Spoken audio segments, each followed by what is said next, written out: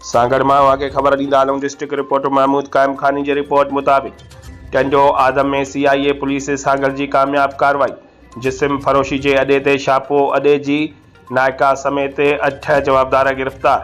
SSB Sanghar captain Saddam Hussain जी हिदायतन ते in charge CIS Sanghar Akbar Ali चन्ना पंहिंजे मातहत अमले सां गॾु ॻुझे इतला ते टंडो आदम B सेक्शन थाणे जे हद में समाजी ॾोहनि जे मुहिम जे सिलसिले में कामयाब कार्रवाई कंदे जिस्म फरोशी जे अॾे ते छापो हणी अॾे जी नायका मुस्मात रुबीना उर्फ रूबी समेत 8 जवाबदारनि खे गिरफ़्तार करे वरितो।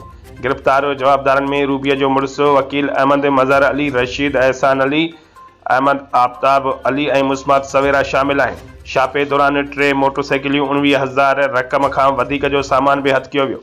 गिरफ़्तार जवाबदारनि जे ख़िलाफ़ जिस्म फरोशी जे कारोबार करण जे कलमनि ते केस दाख़िल करे वधीक जांच पिणु शुरू कई वई आहे।